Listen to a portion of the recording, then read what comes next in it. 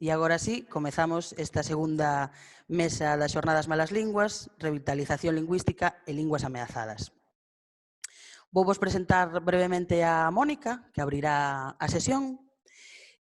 Mónica Barrieras é licenciada en Filoloxía Románica e doutora en Lingüística pola Universidade de Barcelona e actualmente é profesora na Facultade de Educación da mesma universidade.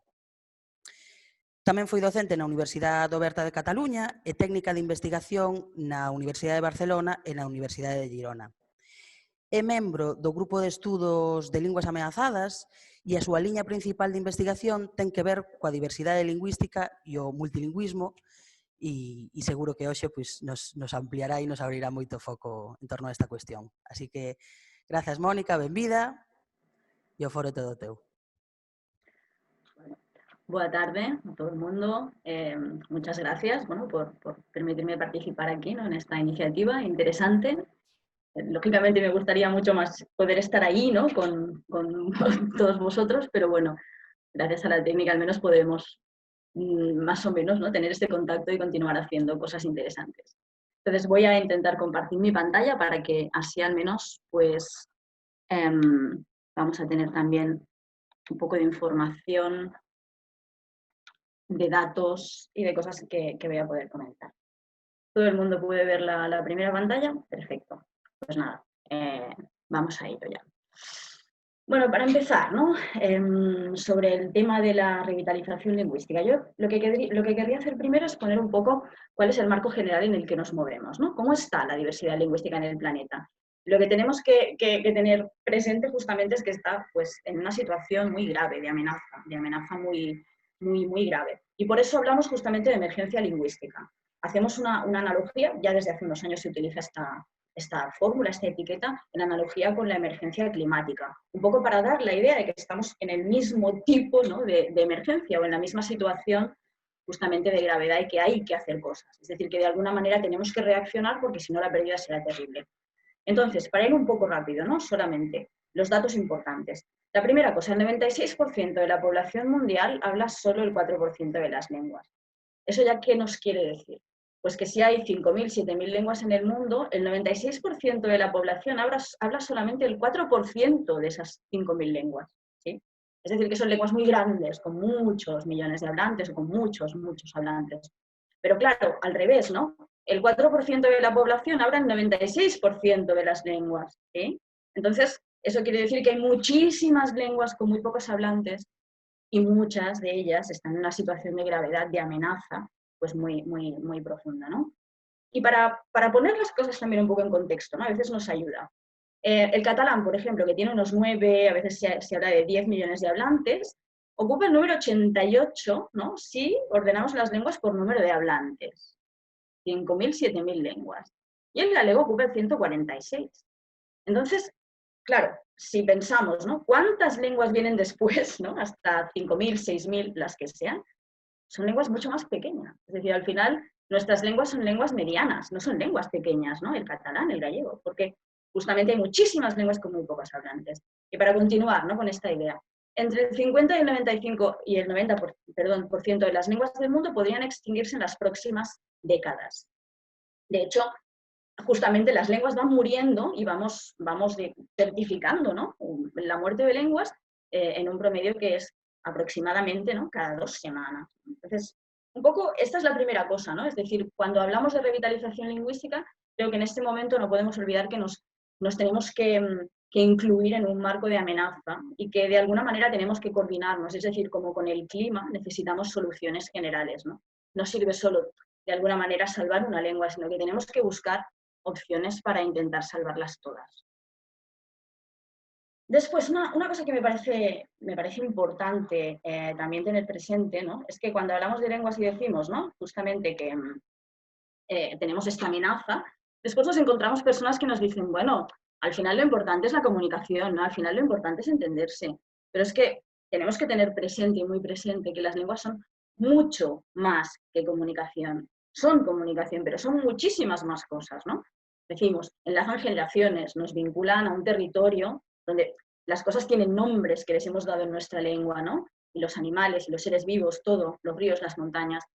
contiene hasta cierto punto una categorización de la realidad. Es decir, sabemos, ¿no?, que hay, pues desde los colores, las partes del cuerpo, el parentesco, hay 40.000 cosas, ¿no?, incluso conceptos intraducibles que son propios de una lengua, ¿no?, que los ha creado y los ha condensado solo en un término, ¿no? Por ejemplo, eso hasta cierto punto es una visión del mundo, es incluso conocimiento en el sentido también de maneras diferentes de ser humanos, pero también vehiculan cultura, ¿no? Refranes, leyendas, poemas, canciones, conocimientos, sabiduría, farmacia. También son valores, emociones, recuerdos, son comunidad, son identidad, es decir, son muchísimas cosas. Y es por eso también, ¿no?, que son importantes, porque no son solo comunicación. Y por eso es tan importante que intentemos, ¿no?, salvar el mayor número posible de lenguas. Y justamente, ¿no?, como resulta que las lenguas son mucho más que comunicación, por eso la pérdida de las lenguas es muy dolorosa. También una cosa que tenemos que tener presente es que a menudo las comunidades se dan cuenta, ¿no?, o reaccionan a la pérdida de la lengua cuando es demasiado tarde. Y eso también hay que tenerlo presente, ¿no?, que es algo que podemos aprender de otras comunidades. Pero bueno, lo que decíamos, ¿no?, como la lengua es tan importante, que no es solo comunicación, genera mucho dolor la pérdida de la lengua, sufrimiento. También hay que decir que muchas veces tiene que ver justamente con la presión, ¿no?, que hay que realizar para que los hablantes de una lengua dejen de hablar su lengua y decidan hablar otra, y decidan transmitir a sus hijos otra lengua que no es la suya. Eso no es una cosa que hacemos libremente y porque sí, sino que normalmente hay una presión de una lengua dominante, de un poder dominante muy fuerte, ¿no? A veces hay separación de familias, castigos, burlas, humillaciones. Y justamente aquí tenemos un par de ejemplos. Lo explico un poco rápido, ¿no? Pero aquí arriba tenemos lo que en Francia se llamaba el símbolo, pero que se ha utilizado en muchos sistemas educativos, eso seguro que Itziar lo conoce muy bien, que es este sistema un poco de penalizar, ¿no?, a los niños que hablaban una lengua que no era la que tocaba, ¿no? El francés, el euskera, el gallego, el catalán, se ha utilizado en el Estado español en diversas comunidades, ya eso también lo tengo presente. Y era un sistema de delación terrible, ¿no?, en que se responsabilizaba a los niños, ¿no? Es decir, si te pillaban hablando la lengua que no tocaba, te daban un símbolo, lo que fuera, una piedra, un trozo de madera, y tú tenías que pillar a otro, ¿no?, hablando la lengua que no tocaba para pasárselo, ¿no? Y al final del día, el que se quedaba, el desgraciado que se quedaba con el símbolo, pues recibía un castigo, ¿no? Es decir, eso realmente es un tipo de actuación cruel, es terrible, ¿no? O sea, visto desde el punto de vista de un niño, ¿no? Es terrible. O incluso lo que decimos, ¿no? Es decir, esta presión se aplica teóricamente a las lenguas, ¿no? Los prejuicios, las ideas denigrantes, ¿no? Pero también eso repercute en los hablantes y en su imagen, ¿no?, en la imagen de la propia identidad, ¿no?, eso que genera autoodio. Por ejemplo, vemos aquí en una escuela de la Cataluña Norte que, aunque no se ve bien, dice «Parlez français, soyez pop», es decir, hablen francés, sean limpios, ¿no?, como si hablar algo que no fuera francés, lo que sea, fuera ser sucio. Eso ya realmente afecta, ¿no?, a la imagen, a la propia identidad, ¿no?, de las personas. Por eso también el autoodio, por eso a veces se evita no hablar la propia lengua y transmitirla a los hijos. Pero es que más allá incluso, por ejemplo, en poblaciones indígenas, se ha, digamos, demostrado que en comunidades indígenas donde se ha conservado la lengua, hay menos incidencia de enfermedades psicológicas, de suicidios, de enfermedades físicas, de conflictos sociales, de adicciones a drogas, e incluso una incidencia menor de una enfermedad concreta como es la diabetes, por ejemplo. En una comunidad que ha perdido la lengua, todo esto tiene una incidencia mucho mayor. Y incluso se transmite de generación en generación. Unas cuantas generaciones tienen diabetes cuando se pierde una lengua. Es decir, es algo, es lo que decíamos, ¿no? Todo está vinculado, por eso es tan importante una lengua.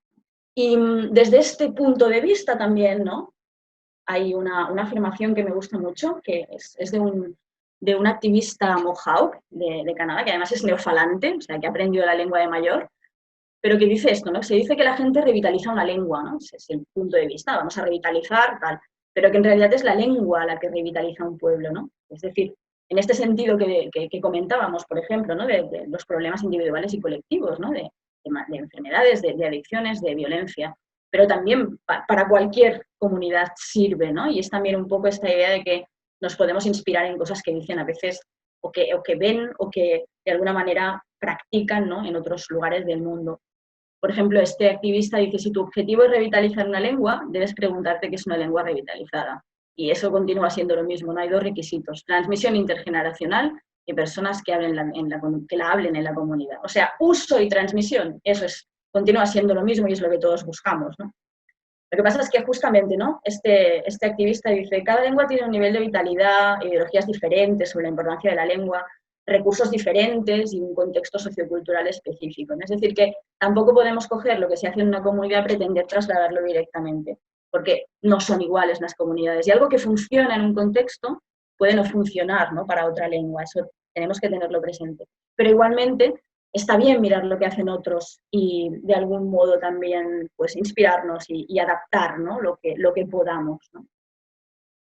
En este mismo sentido, me gustaría comentar una iniciativa interesante que existe en este momento, que es esta de Rising Voices, ¿no? De activismo de lenguas, que lo que hace esta organización es adaptar o asesorar o ayudar justamente a lenguas indígenas, a comunidades indígenas, para revitalizar sus lenguas en Internet y en redes sociales, ¿no?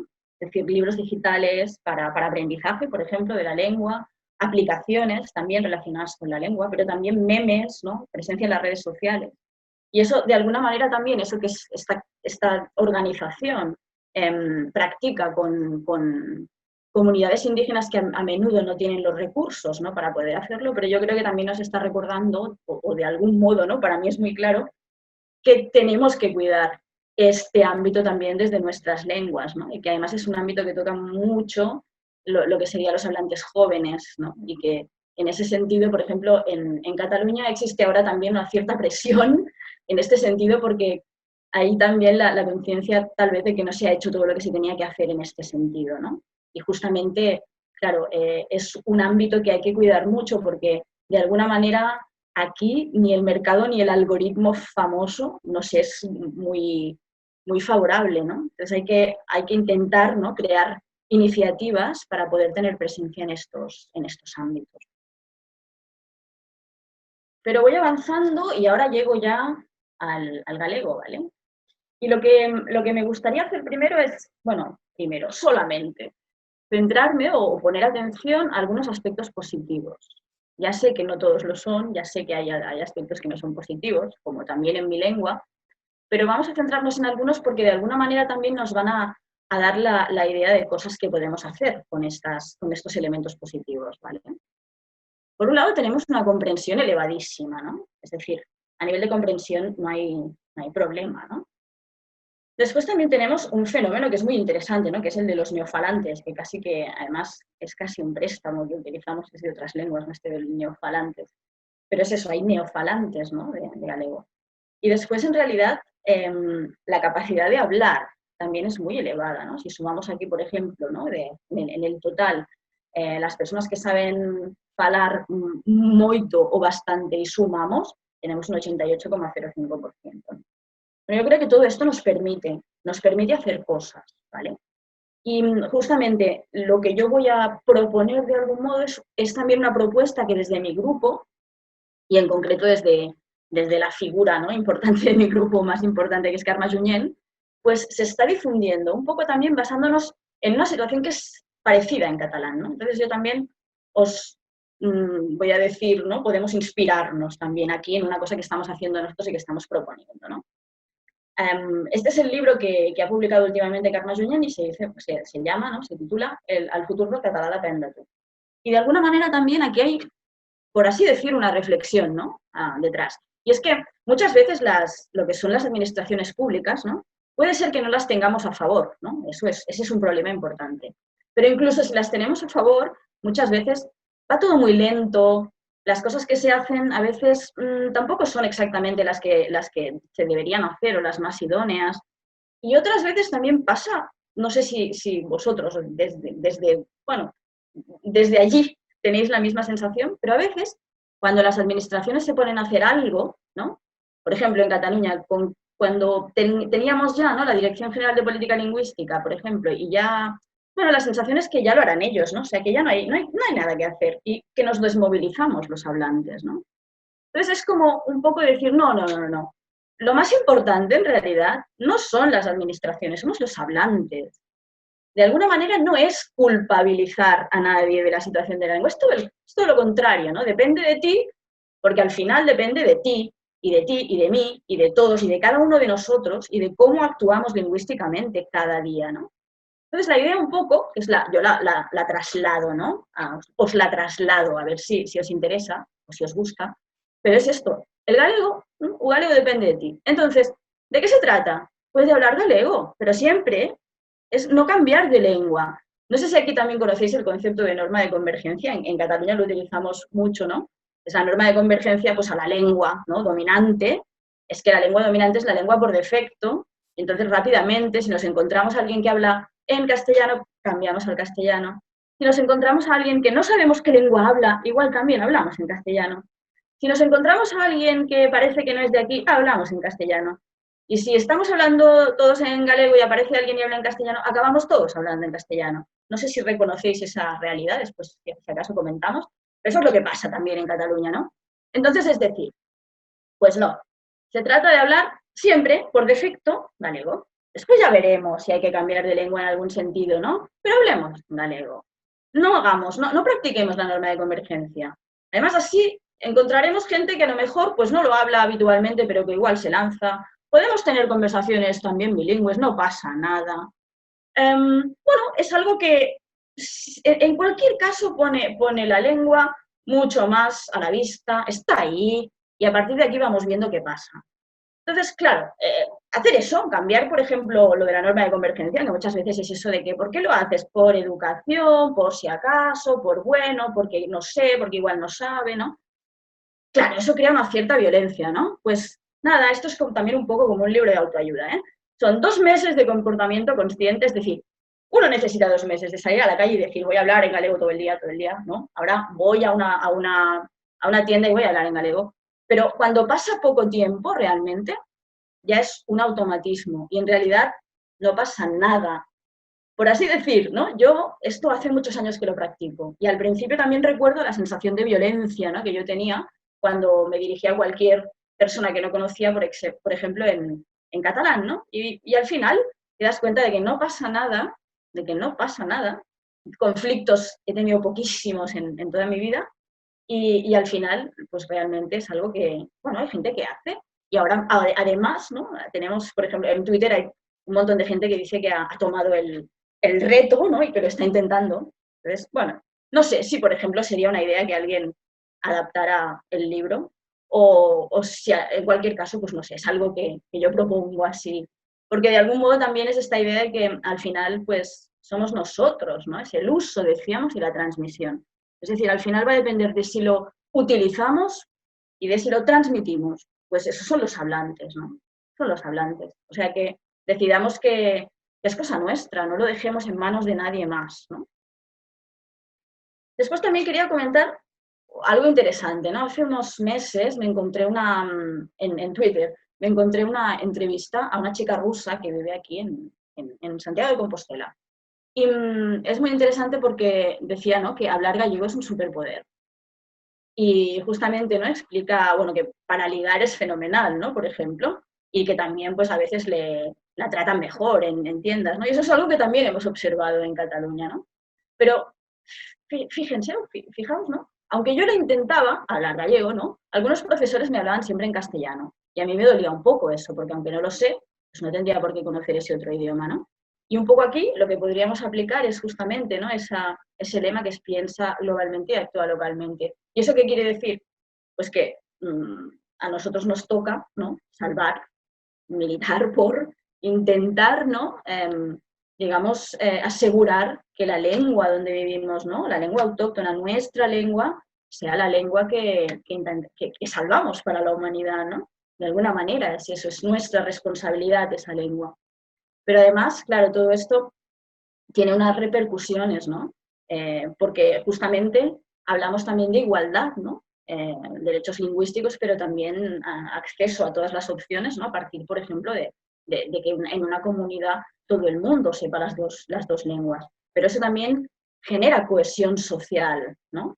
Es decir, y también la idea, por ejemplo, de todos unidos, ¿no? Por una lengua es la lengua que elegimos que sea la común para todos, aunque sabemos que las lenguas son acumulables, es decir, no se le pide a nadie que renuncie a su lengua, ¿no? Las lenguas son acumulables, entonces no hay ningún problema. Y todo esto realmente, ¿no? La igualdad, la cohesión, pues nos lleva a la comunidad, ¿no? A ser una comunidad. Un poco, estas son las ideas, ¿no? Este argumentario un poco también ahora, en esta última diapositiva también, ¿no? De algún modo relacionado con esta analogía que decíamos de la emergencia lingüística, ¿no? Como la climática. Y bueno, básicamente estas son las ideas que hay, las ideas que quería presentaros hoy. Entonces, bueno, si luego hay preguntas o comentarios o hay más cosas, pues ya lo retomamos. Pues muchas gracias. Moi ben, Mónica, moitas grazas a ti, moitas gracias. Vesnos así movendo as mans ou facendo así como xestos de agradecemento cada que onde estea. Non sei se quedou algunha diapositiva das que agora víamos algunhas que non mostrache. Sí, bueno, Que eran reservas? diapositivas, bueno, que ya las tenía, ¿no? Pero como eran 20 minutos, 25, pensé, no te enrolles tanto y las dejé ahí al final, por si acaso. Genial, pois gracias porque tamén nos permite isto lembrar esta idea, ¿no? Agora, a continuación Itziar tamén exporá así como algunhas das ideas centrais do que ela considera interesante compartir, coa idea de deixar tempo despois para o debate, para seguir intercambiando e tirando dos fíos que a vos pois tamén vos suxiran ou vos esperten maior interese, ¿no? Do que das ideas xerais que están colocando. Gracias, Mónica. Presento vos entón a Itziar Idiazábal. Ela é catedrática de Filoloxía Vasca e colaboradora honorífica da Universidade do País Vasco. É ademais doutora pola Universidade de Xenebra na área de psicolingüística e no grupo de investigación Elevilab, do que forma parte, dirixiu numerosos proxectos de investigación sobre adquisición da linguaxe en crianzas bilingües, análise discursivo do euskera e didáctica das linguas en programas bimultilingües que inclúen lingua minorizada. É fundadora e membro da Cátedra UNESCO de Patrimonio Lingüístico Mundial da Universidade do País Vasco e unha das súas últimas publicacións, Diversidade lingüística, linguas minorizadas e desenvolvemento sostible, do ano pasado, podedela descargar do servizo editorial da UPV, que eu non coñecía, pero que vos convido tamén, como facía outro día, non a ampliar, bueno, a seguir vendo un pouco o currículum, os traballos, as experiencias das poñentes e das relatoras que nos acompañan en Malas Linguas. Porque é unha honra e un placer escoitarvos as dúas, e agora a ti, Itziar. Pues buenas tardes y muchísimas gracias por darme la oportunidad de compartir con vosotros pues estas jornadas. Yo también hubiera preferido estar en Galicia, que hace mucho que no he ido, pero bueno, otro día será.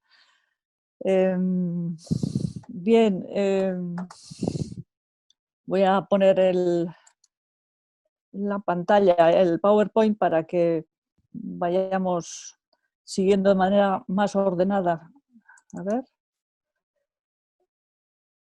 Entonces, como ya ha dicho Andrea, yo me voy a centrar sobre todo en la escuela, en el ámbito educativo, como ámbito de revitalización de lenguas minorizadas, amenazadas, pues el nombre que queráis darle, pero todos entendemos a qué nos referimos, ¿verdad? Voy a empezar a hablar un poquito de... Sí, igual presentarte ou presentar un pouco do que vas a falar xeralmente sí, e logo entramos aí. Sí.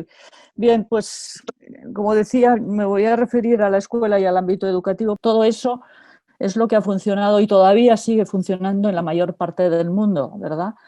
Tanto los gallegos como los vascos, como los catalanes y como los franceses y como la mayoría de los europeos, y no digamos en América, en África, es lo que ha funcionado. Lo tradicional de la escuela no han sido las lenguas pequeñas, han sido transmitir, homogeneizar las lenguas. Por lo tanto, esa es la primera idea.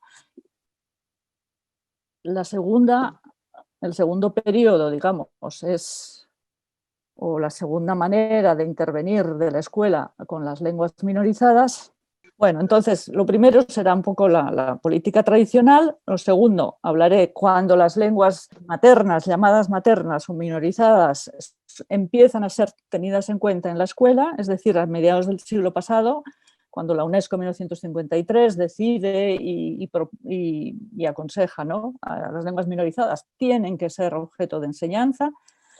Y luego el tercer, digamos, momento, y que hoy en día estamos ahí, es cuando la educación actual, la buena educación actual, tiene que ser plurilingüe, pero tanto en nuestro caso como en muchos otros, tiene que incluir como eje a la lengua minorizada. Cómo hacer que la enseñanza plurilingüe vitalice y se centre en la minorizada y también en las otras. Un poco las tres maneras como ha intervenido la escuela con las lenguas, eso es un poco el esquema de mi presentación de hoy. Si queréis pasamos ya a la siguiente, que sería la manera tradicional, y las formas pues ya le ponemos cada uno.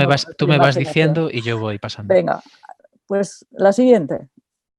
Ahí, el peso de la tradición, ¿no? Entonces, ahí es lo que hemos conocido la gente de mi generación, no la suya, pero seguro que también, y en el mundo es la que prevalece. Es decir, la escuela lo que ha hecho ha sido, como decía antes, transmitir, enseñar y asegurar que las lenguas hegemónicas se enseñen. Y eso ha tenido efectos devastadores en las lenguas, claro. Y entonces, a medida que las políticas se han hecho más sensibles, más democráticas y más cultas, se han dado cuenta de que eso es una manera de actuar de la escuela que no es nada pedagógico. O sea, que eso no solamente hace desaparecer las lenguas, sino que es muy perjudicial para todos los hablantes de las lenguas minorizadas y para la escuela en general. Eso es lo que se llama la submersión lingüística. Es decir, y eso en la siguiente diapositiva, pues eso es es un cuadro, mira, ahí podéis ver un poquito en euskera y la envidia que me dais, catalanes y gallegos, de que os entendéis también, y ya me gustaría, y vosotros como sois listos seguramente entenderéis cosas que están ahí, pero yo os las explico por si acaso, por si no lo entendéis.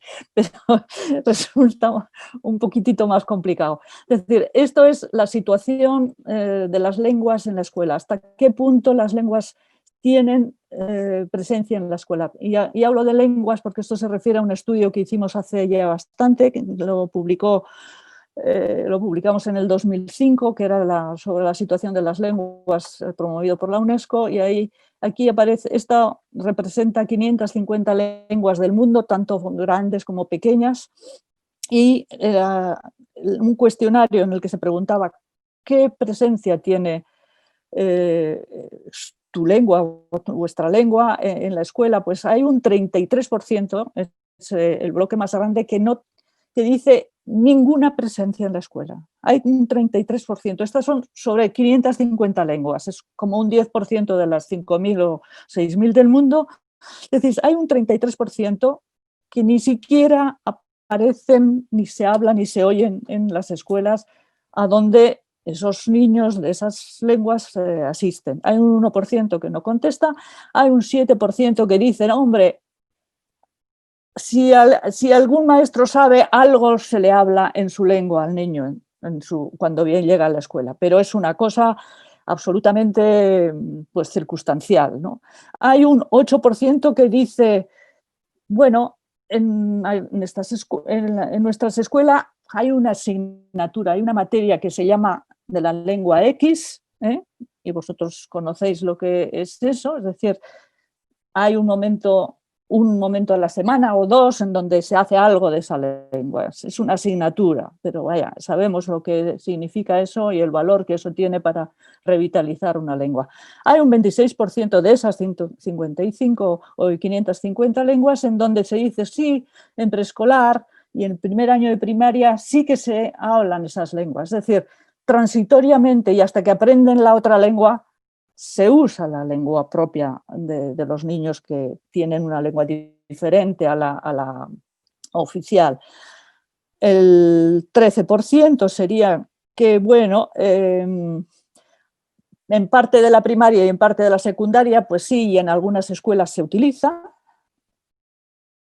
pero no en todas las escuelas, ni siquiera se llega a tener en todo el sistema educativo, y hay un 12% de color naranja que sí tiene presencia en todo el sistema escolar, pero no toda la población recibe ese tipo de formación.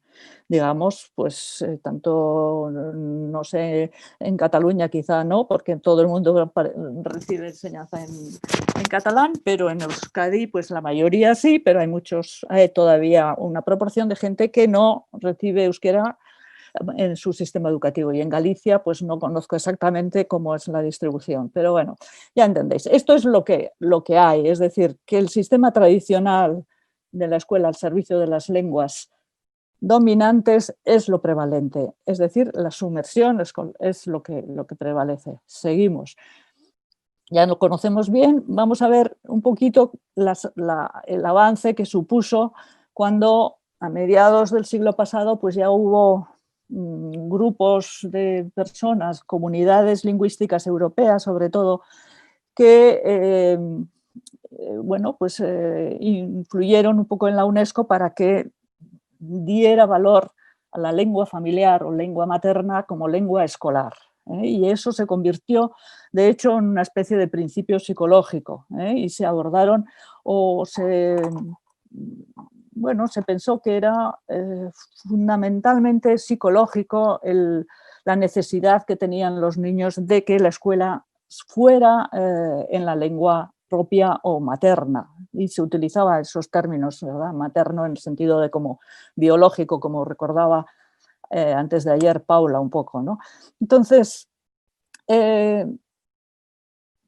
esto para muchas lenguas europeas pues fue una especie de tabla pues de salvación, ¿no? Porque por fin podían las lenguas minorizadas tener su sitio en la escuela, pero claro, aquí tenemos muchas de estas lenguas que ya no se transmiten, que los padres hablan a medias, que no se la enseñan. Entonces, ¿qué pasa con estos niños? Estos ya no tienen derecho a que se les escolarice en esa lengua, o ¿qué hacemos con ellos? Entonces, ahí surge la inmersión, es decir, como sabemos que las lenguas hegemónicas no necesitan realmente de la escuela para poder aprender y poder transmitir, porque pues, los niños no solamente viven o aprenden lenguas en la escuela, sino que aprenden en otros sitios. Las lenguas dominantes tienen múltiples ocasiones para aprenderlas, pero las lenguas minorizadas sí que siguen teniendo necesidad de la escuela para que puedan tener bueno, pues alguna oportunidad de sobrevivir y de vitalizarse. Aquí los cuadros están un poco así, pero bueno, se recoge un poco la diferencia que hay entre la sumersión y la inmersión, porque muchas veces ya a los vascos se nos ha solido decir que, bueno, pues que somos bastante brutos, ¿no? Porque cómo les llevamos a los niños a la escuela y les escolarizamos en una lengua que no entienden, estamos haciendo lo mismo que hacía el franquismo con el español. Entonces, claro, una cosa es la sumersión, como hemos visto antes, y otra cosa es la inmersión, y las diferencias son absolutamente claras. Y bueno, yo sé que todos los que están escuchándome pues ya lo saben, pero a veces se nos olvida, ¿no? Y entonces es que es muy importante, es decir, ¿qué objetivo tenía la escuela sumersiva y qué objetivo tiene la escuela por inmersión? O sea, la sumersiva lo que hacía es aprender cuanto antes la segunda lengua o la lengua oficial, y si se olvidaba la otra, pues mejor. Una escuela de inmersión es siempre una escuela que añade, que suma, que su objetivo es convertir al menos en bilingües. Los profesores de las escuelas inmersivas saben las dos lenguas. El niño nunca se encuentra en una situación en la que el profesor no le entiende, porque La otra escuela sí que era así. El profesor no sabía euskera, en nuestro caso, y en el caso de todas las lenguas minorizadas del mundo, la mayoría de los maestros pues no eran locales, no sabían la lengua, entonces los niños eran considerados tontos, es decir, como no me entiendes, tonto, es decir, pero eso no sucede nunca. En las escuelas de inmersión, los padres en general están de acuerdo. En la otra los padres no tenían nada que decir, era una norma.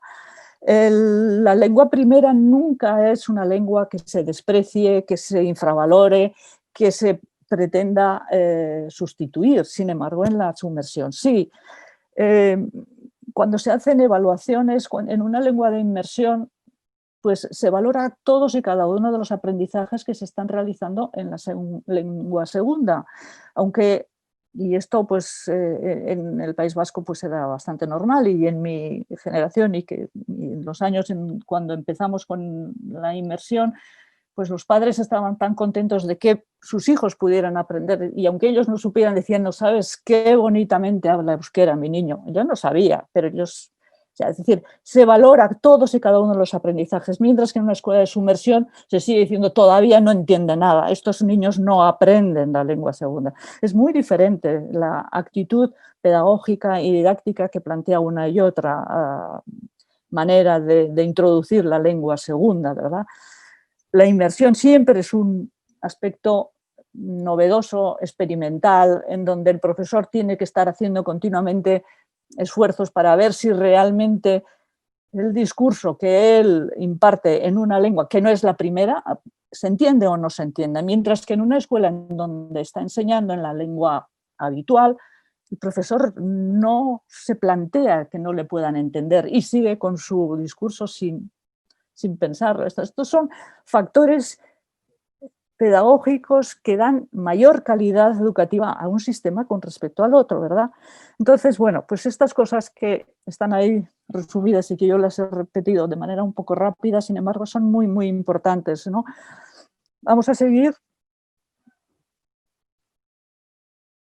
y entramos un poquito en la situación en la que hoy se encuentra o se plantea la escuela, es decir, nuestras sociedades ya son muy plurales, no basta con que aprendan las lenguas propias, y estoy hablando un poco de las comunidades, pues tanto las gallegas, catalanas, vascas, etcétera, como de otras partes de Europa y del mundo, sino que además hace falta una lengua extranjera, porque no por el hecho de aprender una lengua minorizada tienes que discriminarlo y dejar de aprender una lengua extranjera que le pueda servir pues de recurso para resolver su profesión, ¿no? Entonces, el plurilingüismo hoy en día ya no es una cosa que se discuta, es absolutamente imprescindible y la escuela no lo puede evitar. Es decir, y además, cuando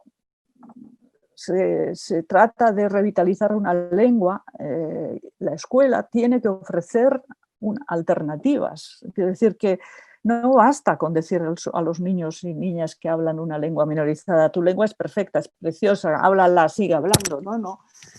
Eso está muy bien, pero también tiene que saber la otra o las otras. Y eso tiene que hacerlo la escuela. Es decir, porque los niños son transmisores muy hábiles y muy potentes de las lenguas, como decía el otro día Paula, pueden ser de las lenguas minorizadas. Nosotros sabemos que de las lenguas mayoritarias lo han sido. Nosotros mismos, en el País Vasco, el euskera estaba en casa, el castellano se aprendía en la escuela y se llevaba a casa. Ahora pretendemos y podemos ver que es posible que eso se pueda hacer al revés, ¿verdad? Pero ahí la escuela tiene un papel absolutamente fundamental con las lenguas minorizadas. Y tampoco podemos caer en la trampa de los que nos dicen, sí, el bilingüismo está muy bien, pero hoy en día tiene más importancia el inglés que el gallego o que el euskera o que el catalán. Es decir, entonces, no. Nosotros queremos saber las tres, como mínimo. Y esto es posible. Y esto es lo que hace que nuestras escuelas sean mucho mejores las actuales y las que responden a estas exigencias que las anteriores, ¿no? Y ahí, digamos que los que hablamos una lengua minorizada tenemos una cierta ventaja, porque ya somos bilingües. Entonces estamos mejor preparados para aprender una tercera lengua que los que son monolingües. Por lo tanto, vamos a aprovechar de los recursos que tenemos, ya que la cosa la tenemos un poquito complicada, digamos que muy interesante, es un reto absolutamente fabuloso, pero los que somos bilingües estamos un poco mejor preparados para convertirnos en pluri que los que son monolingües, ¿verdad? Entonces, esto que es una exigencia socialmente generalizada, no puede la escuela dejarla de lado, ni la lengua minorizada puede ser obstáculo para ello.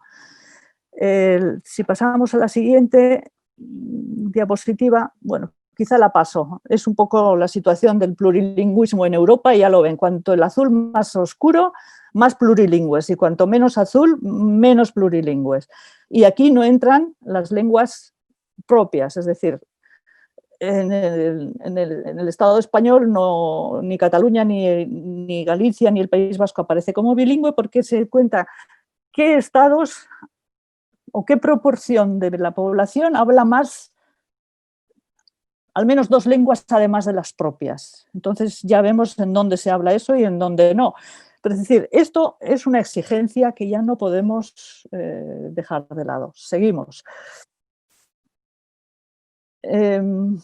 Bueno, pues, ¿y cómo lo hacemos? Pues tiene que haber prioridades, ¿no? Entonces, sabemos lo que queremos, pero eso hay que concretar en objetivos claros y estratégicos. Y para eso la escuela, la educación, la enseñanza de las lenguas se tiene que convertir en una prioridad investigativa y de servicios. Pues no sé, no voy a compararlo con el COVID, pero si queremos ser un país adelantado y innovador, si no enseñamos como Dios manda nuestras lenguas, nunca llegaremos a los niveles que queremos tener, ¿verdad? Entonces, no podemos dejar en manos de los maestros hacerlo todo porque es muy importante y porque lo tienen que hacer y ahí se las arreglen. No, no, no. Aquí tiene que haber un cuerpo de investigación detrás que diga cómo se puede lograr eso que todos deseamos, ¿verdad? Porque poner un nombre a la escuela que es bilingüe, que es plurilingüe, es muy fácil, pero otra cosa es que eso realmente lo sea. Y sabemos que es posible. Y además creemos que si lo organizamos en torno a la lengua minorizada, es posible y hace que la escuela sea mejor. O sea, porque nosotros tenemos objetivos pedagógicamente exigentes. O sea, para nosotros la lengua minorizada es un factor de avance, de progreso, de desarrollo. Por eso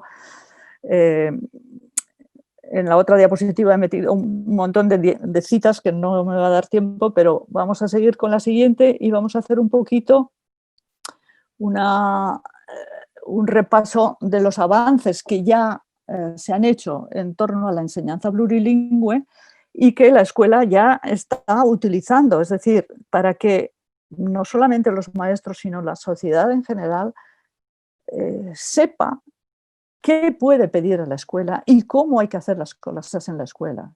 Lo avanzado ya es ser bilingüe, plurilingüe. El monolingüe es un problema. El monolingüismo es un problema. Hace 30 años todavía se hablaba del problema del bilingüismo. Hoy en día el problema es el monolingüismo. Es un problema muy grande. Trump, si no fuera monolingüe, seguramente no diría las tonterías que dice. O sea, es que aquí hay que decir las cosas como son, porque es que es la pura verdad. Una persona que es bilingüe ya no...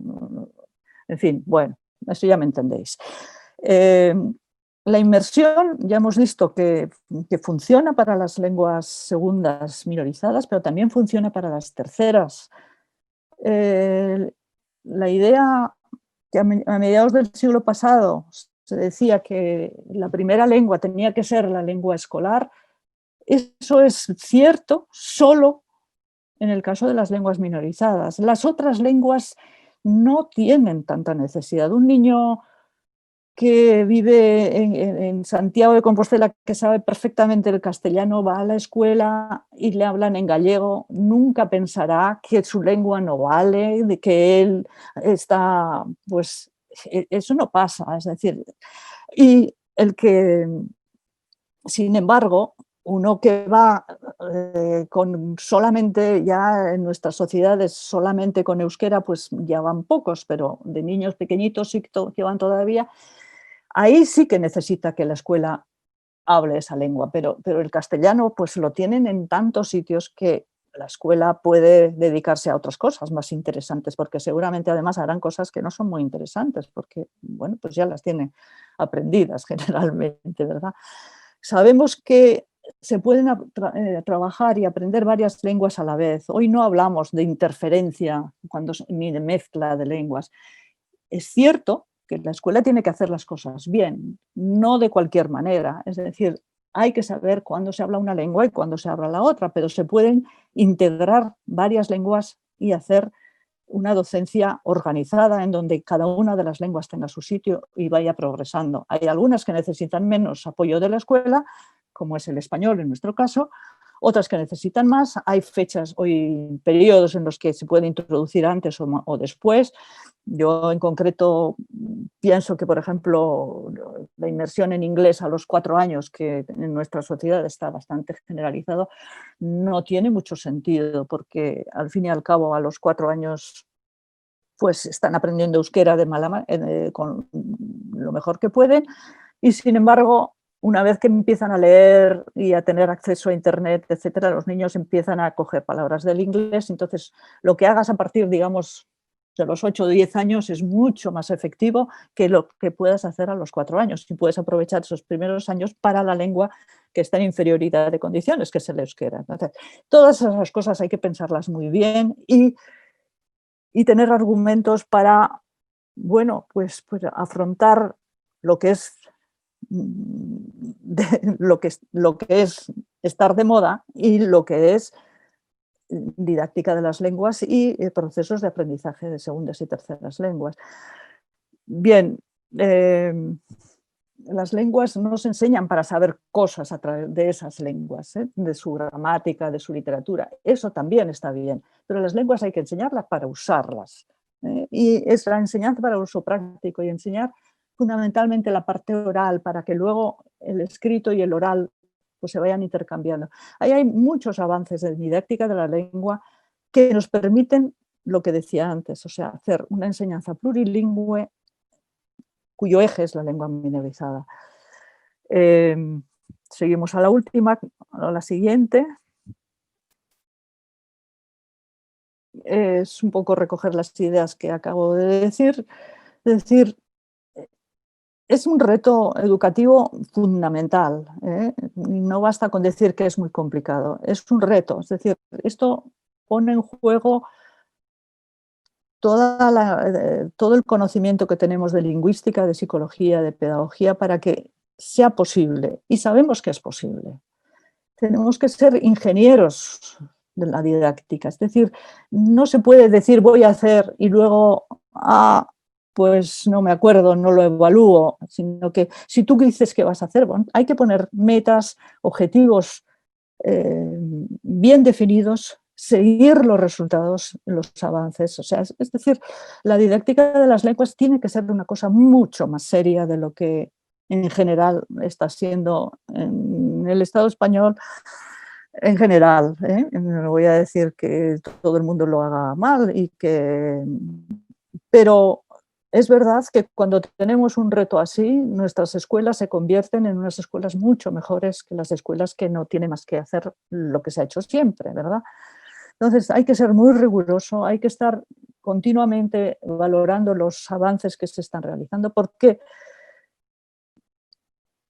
hay para muchos de nuestros niños, tanto vascos como de sus comunidades, no pueden aprender la lengua minorizada si no es a través de una enseñanza muy bien pensada de la escuela. Y si no la aprenden muy bien, pues luego no la usan porque se sienten más cómodos y es más fácil hacerlo en la lengua que no han aprendido en la escuela tanto, pero que sí la han aprendido en otros medios, ¿verdad? Entonces, cuando se dice, sí, llevan 4 o 10 años aprendiendo en euskera y sin embargo luego resulta que no hablan. ¿Cuánto han aprendido? ¿Hasta qué punto hemos logrado que tengan una lengua en la que se sientan pues a gusto, disfruten de ella, no tengan que recurrir al castellano porque esa es la lengua que les salga más fácil, ¿verdad? Eso es muy posible. Y ahí nosotros pienso que no podemos dejar de lado este aspecto, pensar que ya montamos las escuelas bilingües en los años 90, que está generalizado el sistema bilingüe, por lo tanto eso está hecho y ahora vamos a otra cosa, mariposa. Pues no, la enseñanza plurilingüe que tiene por eje la lengua minorizada es un reto que la escuela tiene que tomar pues con muchísima fuerza y con muchísimo entusiasmo, porque si no, no se hace.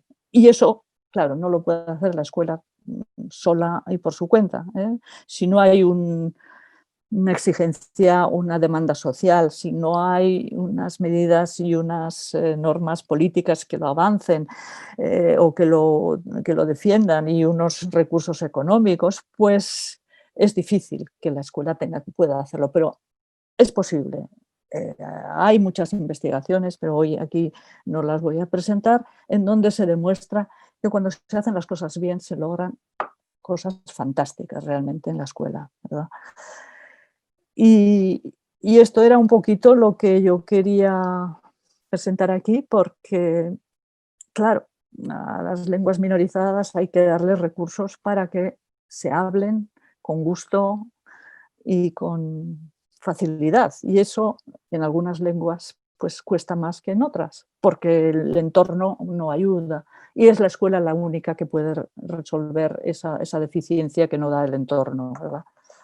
He puesto algunas referencias y bueno, pues nada, muchas gracias por la su atención y lo que quieran, pregunten y a ver si hablamos un poquito y así pues me dicen a ver si tiene mucho sentido o no lo que acabo de decir y discutimos con las cosas que también ha traído aquí Mónica, que están muy relacionadas, claro. Muy ben, Itziar, pois es que ricasco. Podemos deixar de compartir pantalla xa, Martín, e así recuperamos o conxunto das caras.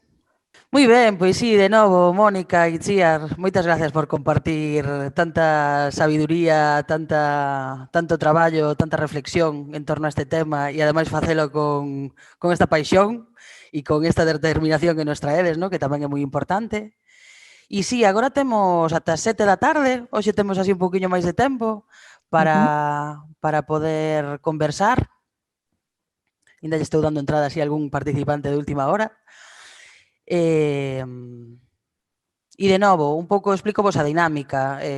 Se xa tedes algunha pregunta, podedes escribir o voso nome no chat e así imos recollendo palabras ordenadamente. Tamén, como está facendo Tallán, compartir algunha reflexión, algún comentario, incluso algunha pregunta por aí, se preferides intervir dese xeito. E eu agora pensaba tamén, ¿no? Como que é difícil escoitarvos, se cadra para algunhas persoas xa hai algunha cousa que tedes en mente que vos chamou a atención que queredes preguntar e para outras precisamos como darnos un momento para interiorizar, ¿no? Parte do que falamos e ver exactamente como que quero preguntar e por onde. Entón tamén vos animo a tomarvos ese tempo que ás veces parece que non preguntar así ponos un pouco nerviosas, pero vos ler o comentario, di Tallán, non sei se pronuncio ben o teu nome, encantoume, di Itziar Mónica, noraboa a todas, ela é brasileira e investiga literatura infantil en galego e foi todo moi interesante para aclarar tópicos. E Xavier Benavent, que creo que desde Valencia, Tamén di moltes gracias Itziar e Mónica, graciñas, de Caterina. Gracias. Pois moi ben, pois eu diría vos, animadevos aí, que non quede ninguna dúbida, ninguna cousiña, porque aprendemos moito, como compartindo tamén as dúbidas, as reflexións, igual non é unha pregunta, é unha reflexión, é algo que nos chamou a atención. Bueno, yo en todo caso, si me dejáis así para dinamizar un poco, lo que quería decir, ¿no? De todo lo que ha contado Itziar, ¿no? Que me parece que es que además, o sea, estoy súper de acuerdo también con todas, o sea, sobre todo con todas estas conclusiones a las que llega, ¿no? Porque además, no sé cómo lo veis desde allí, a lo mejor también podemos, ¿no? Establecerlo. Yo puedo hablar, ¿no? De lo que pasa en Cataluña y justamente tenemos un poco el mismo problema, ¿no? Que, bueno, la inversión parece que ya, ¿no? Que la hicimos y que, bueno, que ya está. Y básicamente ahora lo que estamos descubriendo es justamente que no funciona, ¿no? Que no funciona y que no estamos consiguiendo pues, los objetivos. Y entonces, también un poco que ya no somos, es decir, creo que cuando empezó la inversión en Cataluña era una escuela muy moderna, con unos métodos fantásticos, era una escuela diferente, y como que después no se le ha hecho caso, no se ha investigado tampoco mucho más, y se ha dejado un poco como esa dinámica de que eso ya está hecho y ya, pues a otra cosa mariposa, como decía Itziar, ¿no?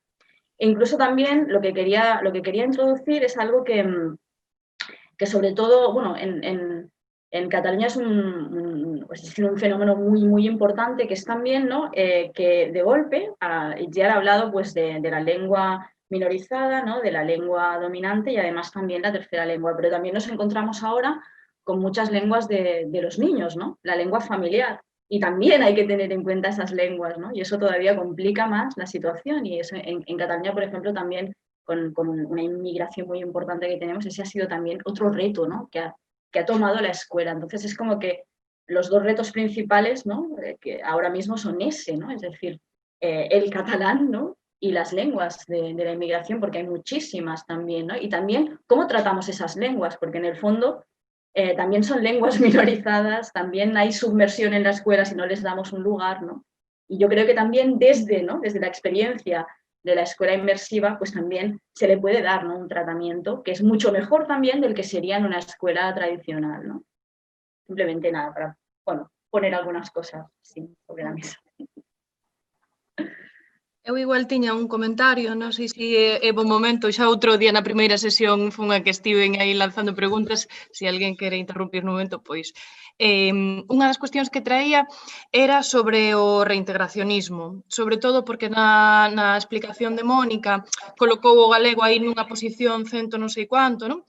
E creo que a situación é ben máis complexa, en tanto que o galego é unha lingua minorizada, evidentemente, na Galiza, no noso territorio, pero tamén poderíamos entender que é un idioma internacional, non? Entendendo que o galego e o portugués é o mesmo idioma. E dame a sensación de que tamén hai aí unha violencia moi forte por parte da lingua dominante e, digamos, do estatus dominante español de negar digamos, de negar ese carácter internacional do noso idioma na Galiza, xusto, non? E entón, nese sentido, perder moitísimos recursos que serían un aforro, por exemplo, en traduccións, en materiais, falabas antes tamén de materiais informáticos ou digitais que no caso do galego xa existen, e hai veces que administrativamente ou institucionalmente se están gastando recursos en traduccións que son un material inútil. Entón, neste sentido, tamén creo que hai aí unha chave política para o noso caso, non? Que entendo que xusto vos as dúas, pois sodes, digamos, de apartados internacionais, entón o mellor non tendes tan ben enfocado isto, pero sí que sería unha cousa que me apetecería moito colocar, incluso para outras persoas das que están presentes escoitando. Esta por unha parte. E logo outra cuestión, e así xa largo todo, e despois intento silenciar e me callo, que é a das escolas, e máis en relación a que comentaba Itziar, non? E aí tamén como o peso ou a importancia da administración política que pode tomar decisións sobre esa escola, non? E comentar que non sei se coñece o caso das escolas semente, que son unhas escolas autoxestionadas que hai na Galiza que finalmente poden ser normalmente en galego, e ata que punto, pois, o mellor colaboracións con esas escolas ou pensando tamén pois nas outras participantes ouvintes, non? Sobre todo nas que traballades en normalización, pois ata que punto se pode, digamos, sacar proveito, non? Ou estimular ou observar e aprender desas experiencias bueno, pois tan potentes a nivel de naturalización ou de de inmersión, de defensa lingüística. Xa. Bueno, a mí me resulta muy estimulante la idea de que, claro, los gallegos tenéis la suerte de ser una lengua internacional, evidentemente. Yo, que soy muy mayor, en nuestros tiempos se hablaba del galaico-portugués, es decir, eso era ya por definición, es decir, y eso es algo que, bueno, pues por razones políticas seguramente se ha ido perdiendo, pero vosotros tenéis ahí un recurso fantástico que a mí me parece que revalorizarlo no haría más que mejorar todo. Es decir, que las lenguas se convierten en armas pues, para crear enemigos, y es justo lo contrario. Es decir, ¿a quién le hace daño el que se pueda considerar que es la misma lengua y que se puedan aprovechar todos los recursos que hay en el portugués, incluso de Portugal o del Brasil? Es decir, que hay un montón de recursos que la escuela y los gallegohablantes pues deberíais de sentir como propios, ¿no? Yo como no me atrevo a decir mucho más que eso, pero me parece que vamos, es evidente, es lógico, es lo más importante que se podría hacer para revalorizar la lengua, pero así como de repente, ¿no? Pues, ¿qué más te puedo decir? O sea, eso, pues cómo lo podáis hacer, pues claro, no voy a ser yo la que te lo diga, pero la idea es absolutamente evidente. Y con relación a las escuelas, ¿verdad? Las escuelas semente, pues sí bueno, no las conozco, pero sí he oído hablar, etcétera. Y claro, a mí me parece que si habéis tenido necesidad de crear esas escuelas es porque las otras no respondían a la necesidad que existe en la comunidad gallego-hablante de que los niños aprendan realmente el gallego, sin olvidar que también van a aprender el castellano. Pero quiero decir que eso, en principio, pues tiene que ser una especie de germen de hacer las cosas un poquito mejor y servir de referencia para todas las demás escuelas, me imagino, porque en el País Vasco es un poco lo que pasó. Es decir, que cuando las escuelas que se crearon en los 60 y 70, que no eran oficiales y que enseñaban en euskera y se convirtieron un poco en la referencia de las escuelas públicas que luego adoptaron ese sistema, ¿no? Entonces, yo no sé, en Galicia la situación no la conozco, pero las escuelas semente son escuelas en gallego, tanto para gallegohablantes como para no gallegohablantes, ¿no? De familias, supongo que es así. Sí, ¿O así é. no? Así é. Sí, Entonces, pero é difícil, porque é verdade que creo que, pois non sei se hai alguén aquí que teña unha filla ou un fillo nunha escola semente, creo que hai moita dificultade, porque igual nun grupo, se aparece unha única crianza que fale castellano, consigue mudar a dinámica de todo o grupo, non? Entón creo que é máis, bueno, que non sei hasta que punto hai como dificultade nas propias escolas para conseguir, digamos, protexer as crianzas falantes de galego cando se introducen crianzas castellanohablantes.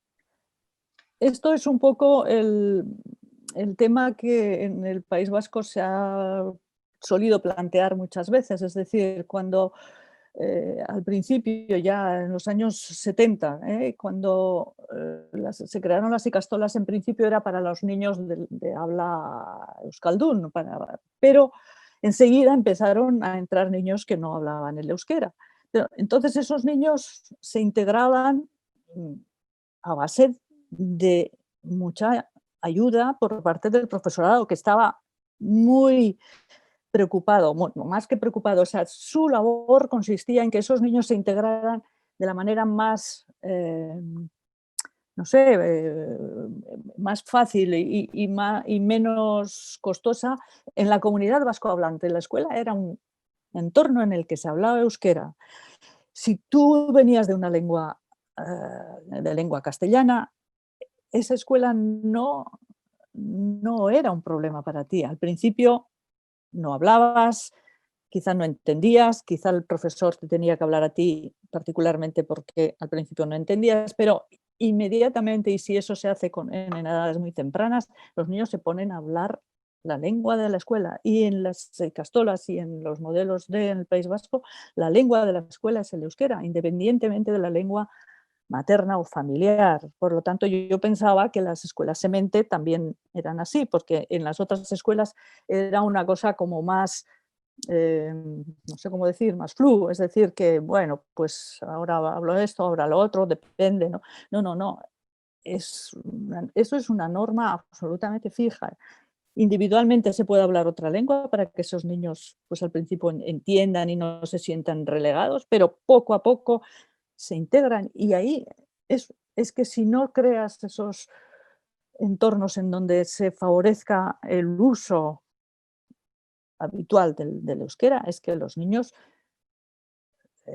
pues no la hablan, no tienen necesidad de aprenderla, tienen otra lengua con la que se defienden y es la que utilizarán. Entonces, esa es la razón por la que la inmersión total en euskera tuvo que ponerse en marcha, y en Cataluña pues era lo mismo. Y eso hay que hacerlo sin miedo, sin pensar que estás tú generando ningún trauma de ningún tipo, porque un niño que viene de una lengua mayoritaria y se le habla en otra lengua no sufre. Es decir, al principio no entiende, pero en la medida que tú le atiendas, porque los niños lo que necesitan es atención personal y lo haces en otra lengua, es decir, cuando se hace eso en inglés en Madrid, nadie dice que esos pobres niños están siendo maltratados porque se les hace inmersión en inglés, ¿verdad que no? Eso es un avance. Mira, a mis niños se les están escolarizando en inglés, y eso está muy bien. Pero si se les escolariza en gallego o en euskera, alguien en algún lugar todavía dirá, es que eso no es bueno, es que eso crea traumas psicológicos. Es que eso es una idea que, bueno, no es una idea, es que es un hecho que ya no tiene fundamento. Entonces, no sé, a lo mejor no me he ido por las ramas, pero vaya, quiero decir que eso hay que tenerlo claro. Es decir, la inmersión no maltrata a los niños de lenguas mayoritarias, porque es que esos niños saben de sobra que ellos tienen una lengua importante. No sufren, pues todavía no he aprendido, pero ya iré aprendiendo, ¿no? Y mira, has aprendido, está aprendido lo otro. Siempre es sumar por encima de lo que ellos saben, no es sustituir, no es decirle, oye, tú, esa lengua no vale. Por lo tanto, esa idea tiene que quedar muy clara, ¿no? Porque, claro, porque si no, pues te entran las dudas, ¿no? Y es una duda que pues persiste también en el País Vasco, de que pues la inmersión es un poco forzar a los pobres niños, ¿no? Pues no, si el maestro o la maestra sabe hacer las cosas bien, lo que está haciendo es enseñarle cosas que no sabe, y eso le sirve mucho para muchas cosas, y además con eso logra otra lengua y logra pues estar más satisfecho de sus avances, ¿no? En fin, me callo porque estoy acaparando. Gracias, Itziar. Non sei se Mónica, en este sentido, tes así algunha... Non te escoitamos, tes o micro... Pues sí, quería comentar un par de cosas. Una sobre la cuestión del portugués. Pues nada, recordar que pues, el mismo Estado español, por ejemplo, cuando tiene aplicativos donde tienes que elegir una lengua, pues normalmente nos deja escoger caritativamente y amablemente entre catalán y valenciano. O sea que no hay nada más que decir. Es decir, es claro, es política, lógicamente, ¿no? Y es divide y vencerás, y es como más pequeños, pues más indefensos, ¿no? Y eso es siempre así. Y después lo que también me ha venido a la cabeza es que justamente al margen de lo que es la Cataluña española, en la Cataluña francesa, ¿no? En la Cataluña Norte, existe una experiencia muy interesante también de inmersión, porque, claro, es una inmersión en un territorio donde casi ya no hay niños que hablen catalán en su casa, ¿no? Hay muy poquitos. Entonces, en una bressola, ¿no? Que son las escuelas inmersivas de la Cataluña Norte, prácticamente el 100% de los niños son hablantes de francés como primera lengua. Y en cambio se están consiguiendo, al menos a nivel de competencia, por ejemplo, ¿no? Es decir, son niños que hablan catalán y que salen de la escuela hablando catalán, pero es verdad que son escuelas que no están integradas en en el sistema público, son escuelas privadas, ¿no? Donde van los padres que quieren y por lo tanto debe haber una cierta motivación, el catalán igual lo hablan los abuelos, es decir, tiene cierta presencia todavía, ¿no? Pero la transmisión lingüística en la Cataluña Nord es casi cero, o sea, es como un 0, algo, ¿no? Está fatal ahí la lengua. Entonces, sobre todo, la sensación de que desde un punto de vista metodológico, seguramente, es muy interesante, ¿no?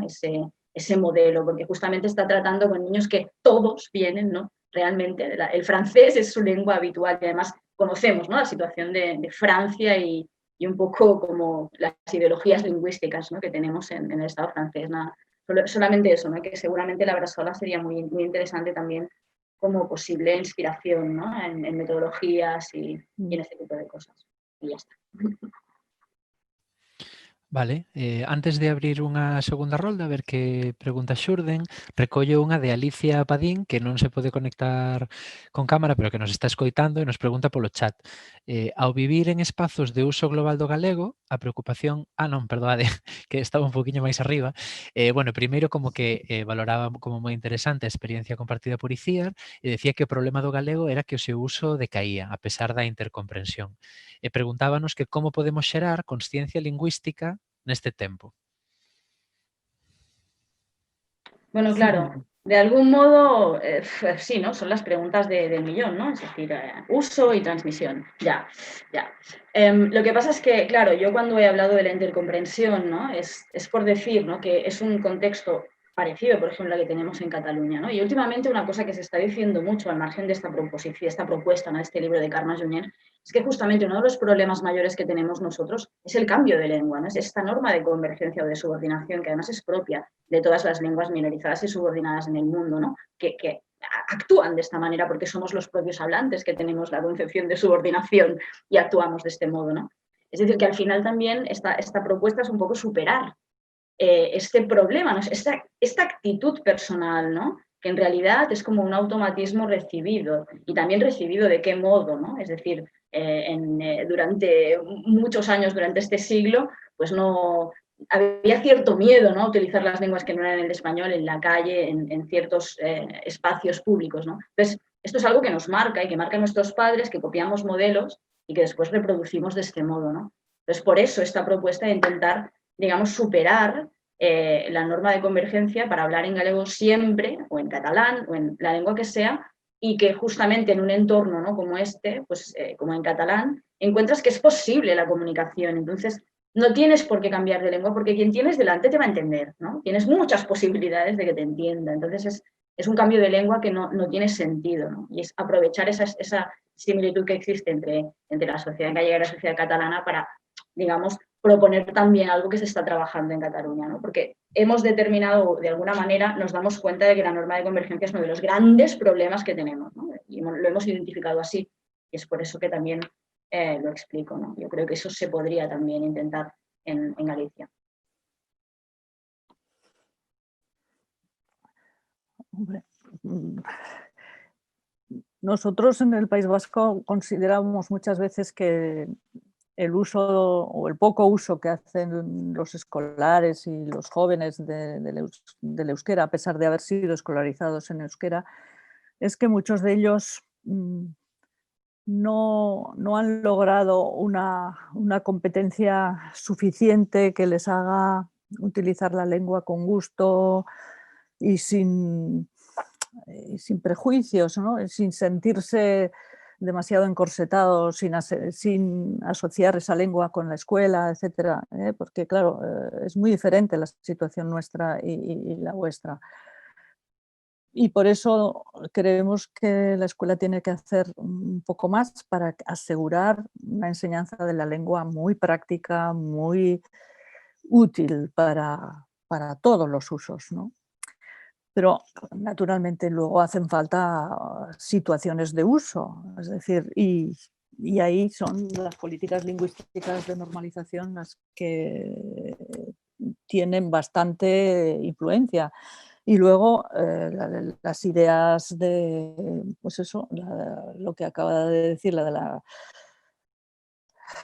que es la culpa es la culpa, digamos, está en tu mano Es cierto que está en tu mano, pero hay leyes sociales que tienen una influencia enorme y sobre todo a nivel de adolescentes, etcétera. Nosotros vemos que niños incluso que saben muy bien y que vienen de familias vascoparlantes dicen, e incluso sus padres les dicen, pero ¿por qué hablas tú por teléfono con tus amigos en castellano? Pero si tú sois todos, ¿sabes? Te dicen ama, ama es Mara. Es decir, bueno, el euskera no es para eso.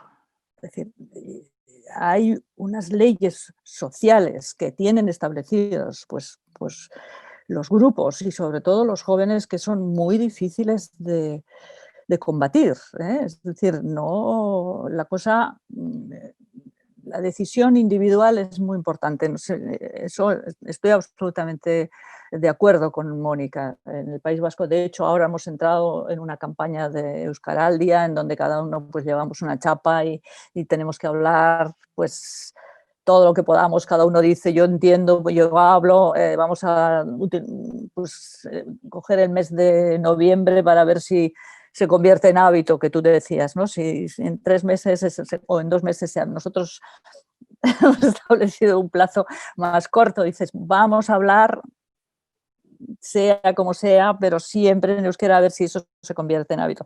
Ese tipo de campañas, ese tipo de cosas son muy importantes, pero tenemos bastantes dificultades. O sea, la escuela tiene que hacer lo suyo, pero en la sociedad hay otros factores que tienen muchísima influencia también y no es fácil, y no es fácil. O sea, por lo tanto, todo tipo de recurso, todo tipo de iniciativa de normalización es poco para que las lenguas minorizadas pues se usen, porque ese es el asunto, ¿no? Una cosa es que se sepan, se entiendan y ya ahí vosotros tenéis mucho adelantado, pero luego está el uso, y nosotros ahí estamos todos con el mismo problema, ¿no? Y no es fácil, pero bueno, pues hay maneras que están pues las mudas lingüísticas, los grupos,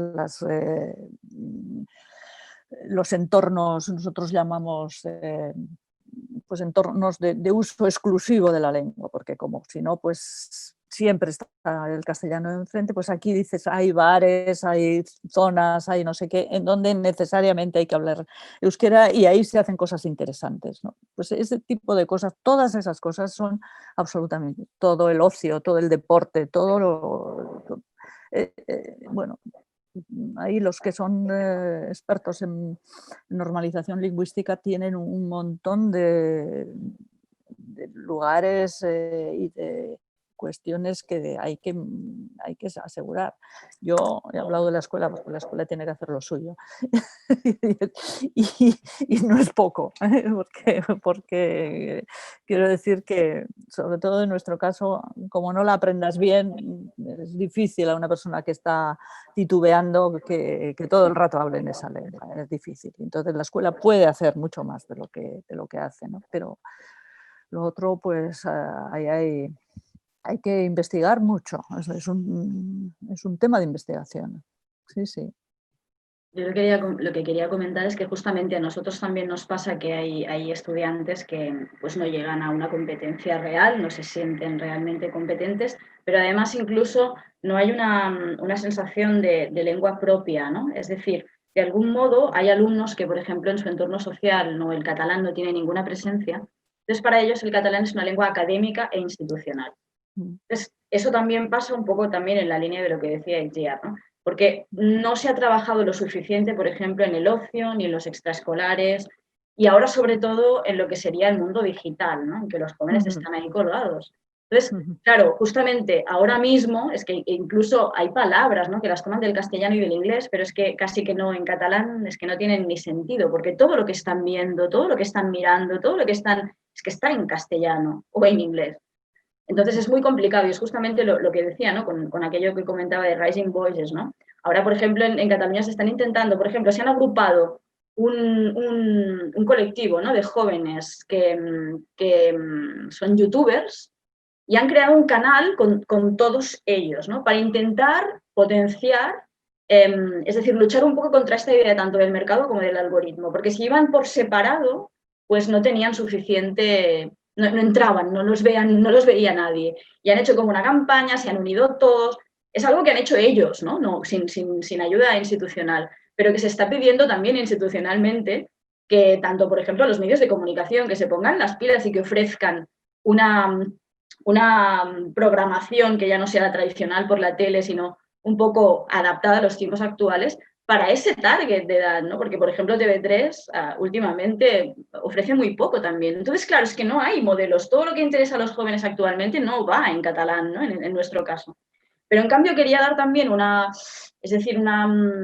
punto positivo, un aspecto positivo, ¿no? Y es que en algunos estudios que se han hecho, por ejemplo, se destaca que aunque hay jóvenes que, por ejemplo, ¿no? tienen un uso muy bajo del catalán, a medida que pasan los años, ¿no? Viendo un poco las evoluciones lingüísticas a partir de la edad, se ve como personas que se encontraban así pues a los 15 o a los 16, después por una cuestión de trabajo, de amigos, de estudios universitarios o de amor o de lo que sea, acaban adoptando el catalán, ¿no? Es decir, que a veces lo que la escuela no consigue, diría que no es mayoritario, pero a veces ocurre también, porque a veces las dinámicas de cuando eres joven te llevan también, eres muy gregario y el mercado manda. Pero después, ¿no? Hay otras cosas, hay otros elementos en la vida que te pueden llevar hacia el catalán, por ejemplo, hacia la adopción del catalán, ¿no?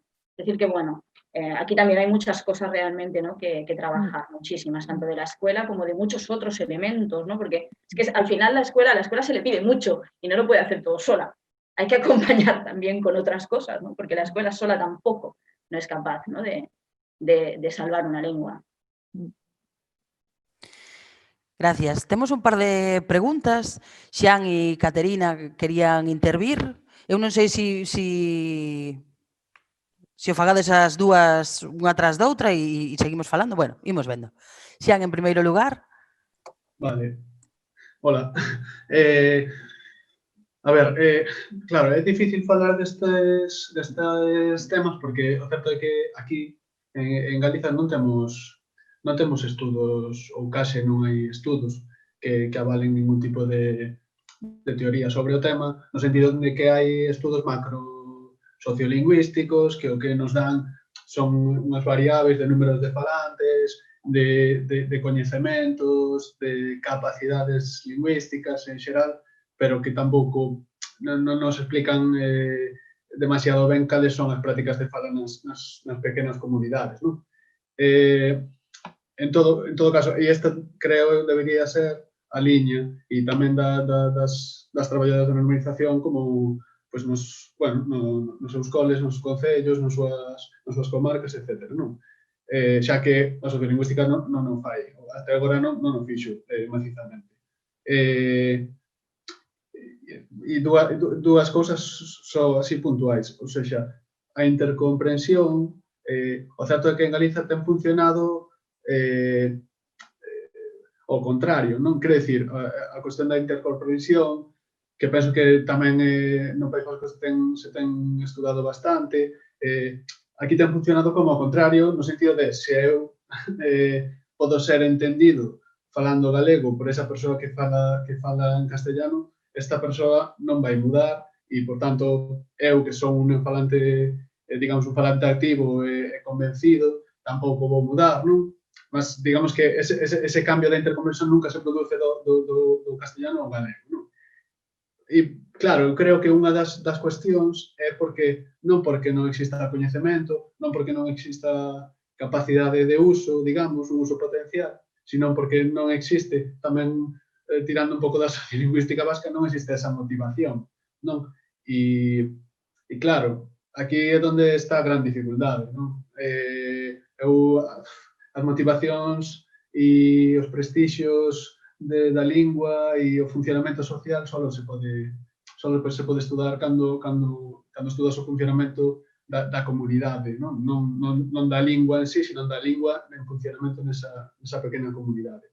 E o certo é que aí, nese sentido, por exemplo, eu son reintegracionista porque penso que pode dar unha vida mellor a comunidade de falantes de galego. É dicir, non é unha cuestión filolóxica, é unha cuestión de prestixio social de unha cuestión motivacional e de saída cultural, non?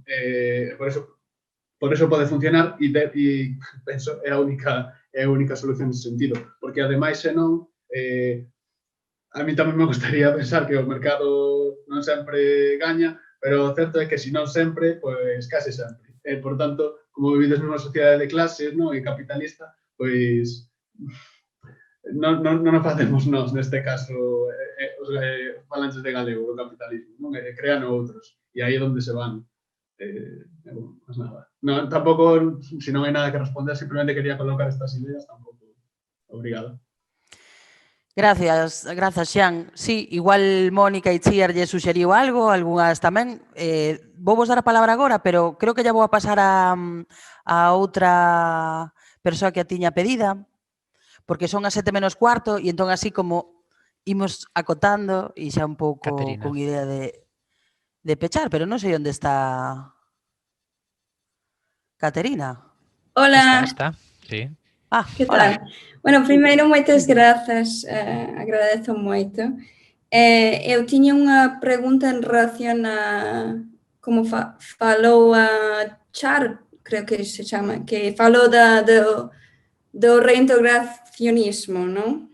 E despois de falar con varios amigos meus galegos en relación a estas dúas normas de grafar a lingua, quería saber as opinións se pensades que introducindo estas dúas normas do normativo, como xa está na escola, e o reintegracionismo na escola pública, por exemplo, enriquece a normalización ou complica máis a normalización. Como xa ouvín opinións diferentes de algúns amigos meus que igual, claro, están que son galegofalantes, entón, está ben a reintegracionismo, pero para neofalantes, igual como hai dúas formas, igual non vou intentar, porque xa complica a cousa. Entón, quería saber se alguén tiña un estudo ou sabía se algunha opinión sobre isto. Grazas, Caterina. Eu non sei se Mónica e Chiar, non só por unha cuestión lingüística, sino un pouco polo coñecemento do caso galego que tedes, estades seguindo un pouco o debate que está xurdindo, non? Temos a cuestión tamén aquí de que temos dúas normas ortográficas convivindo e tamén por momentos en conflicto, non? Ou con estas xera un pouco esta... Entón, Caterina tamén preguntaba por aquí, non? Si realmente o feito de ter dúas normas ortográficas pode complicar ou pode... Bueno, aquí está o debate tamén, ¿no? Apoiar o galego internacional, o galego portugués.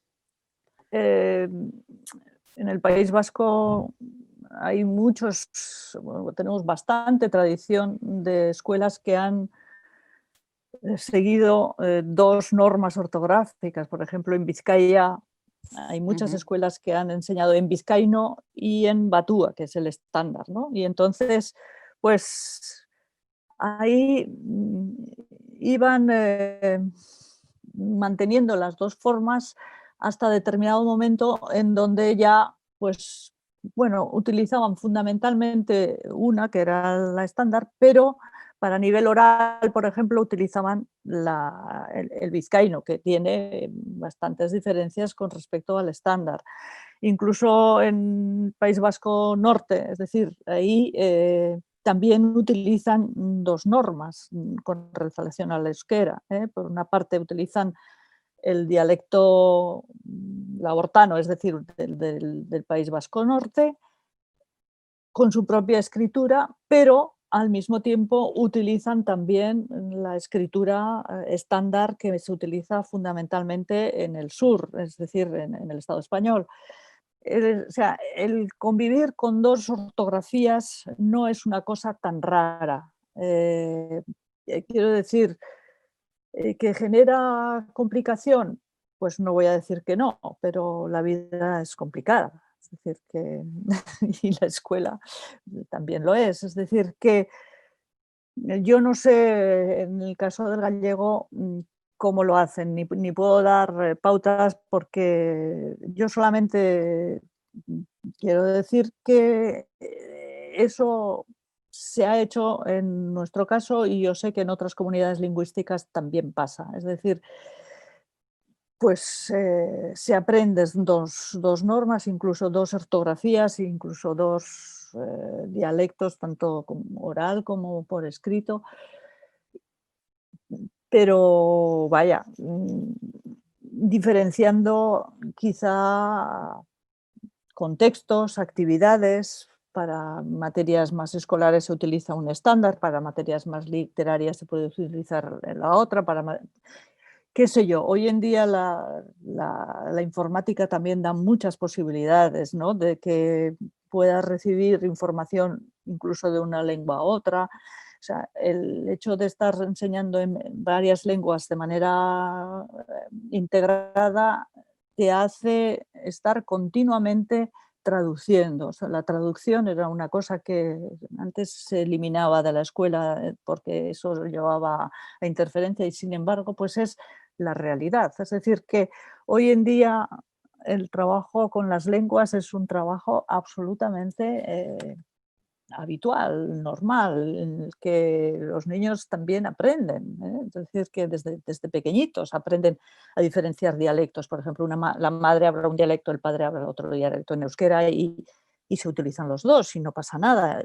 Eso de que necesariamente tengamos que tener solo una norma ortográfica, pues yo no creo que sea la clave para revitalizar una lengua. Si tú puedes sacar recursos de otra normativa que también puedes utilizar en la escuela, eso enriquece. Para mí enriquece, pero no tengo pautas precisas para saber cómo hacerlo. Ahora sé o estoy convencida de que eso es posible y de que eso enriquece y que, bueno, en lo que a nosotros se refiere, pues tenemos un estándar, pero seguimos utilizando diferentes dialectos.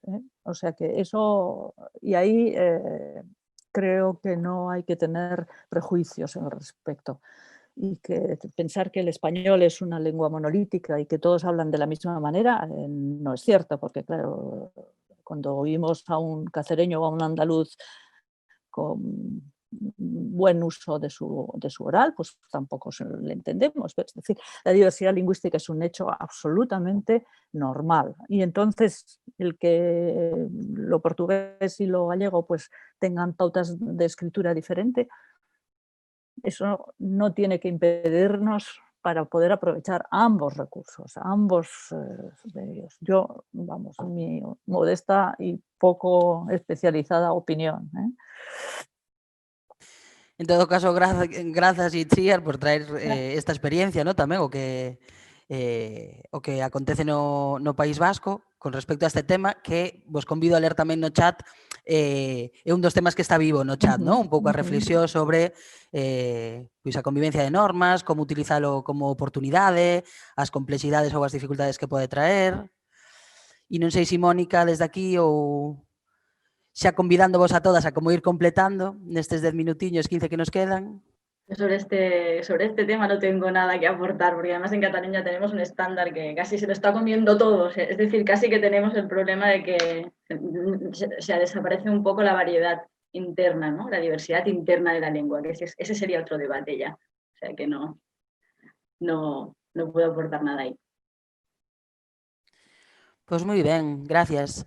Odito, temos 10 minutiños, si os queremos aproveitar, tampouco imos forzar nada, pero sí, se estiramos así ata 7, que é o tempo que nos dimos de entrada. Non sei se hai algunha persoa que... Bueno, pois era sobre o incremento do uso do noso idioma, o recoñecemento, a súa dignidade, non? Que parece ser que non está pois indo como queremos, sobre todo os que estamos traballando en lugares de normalización lingüística e tamén en toda a sociedade, non? Que está a favor disto, non? Eu penso que debemos, que o galego debeu deixar de interesar que lle falta éxito é que debemos de ter que buscar novas formas de traballo que esteñan orientadas á diversidade e á transversalidade. Moitas veces nos servizos lingüísticos traballamos para grupos familiares, para a transmisión familiar, para a nenez ou para a rapazada. E eu creo que debemos de crear novas formas de acción, de cruzarnos con aqueles sectores da poboación que tamén respaldan, apoian o idioma, non? E que non debemos de sectorizar, que debemos de ir a esa transversalidade e a esa diversidade e mesturar todo o conxunto da sociedade, sacando como fortalezas a eses sectores e a esas entidades e esas asociacións que están a favor e que se mesturen coa sociedade, non especificamente ao sector da transmisión xeracional, non? Non sei que paréceme que sería interesante eso, deixar esta forma de actuar e aprender a explotar unhas accións novas. Oísteisme?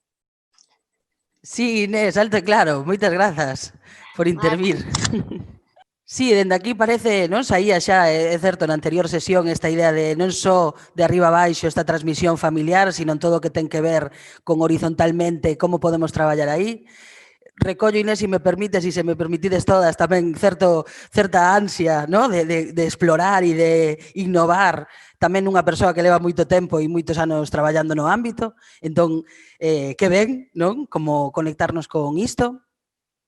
E neste sentido, pois por cedervos tamén a palabra a Mónica e Itziar que bueno, non, ou a outras persoas que igual que irades compartir algo neste sentido.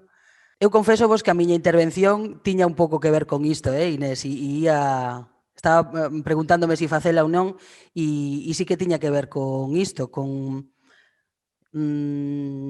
cando falamos de comunidade, cando falamos do que nos pasa ás persoas, das emocións, incluso da nosa identidade, ou como psicolóxicamente nos estrutura e nos construe tamén a lingua e a nosa relación con ela, paréceme, ou na miña experiencia como galegofalante, como neofalante, que non tiven espazos para traballar isto e que outras persoas se cadra precisan como a min poder falar máis de que significa todo isto nas nosas vidas, de como desde aquí capacitarnos como axentes activas, ¿no? Como aumentar a nosa capacidade de axencia da que falaba Paula o outro día, e a min tamén me conecta isto con esta enerxía que traía Inés, ¿no? Desde aquí, que máis podemos facer? Entón, non sei se forma parte deses outros ámbitos e deses outros espazos que igual non nos garanten nada, ¿no? Pero sí que nos poden permitir avanzar. Bueno, pues no sé. Entusiasmo, que es lo que hace falta y lo primero que es más importante, y por lo tanto yo muy contenta de ver eso que entre vosotros existe y que a todos nos hace falta. Así que nada, sí, por lo menos este ratito pues hemos compartido entusiasmo continuo, conjunto, ¿no? Que además de la investigación y de la política, pues es lo primero que necesitamos, así que adelante. Yo sobre esto que decíais me he hecho pensar también en algunos, por ejemplo, profesores de catalán de secundaria, ¿no? En Cataluña, que son también neofalantes, ¿no?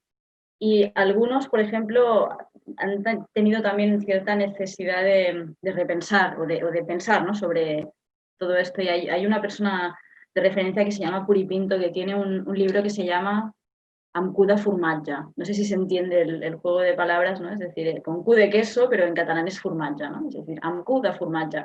Es un poco esta cosa, ¿no? De reivindicarse catalanohablante de adopción, ¿no? Dice, por ejemplo, ella.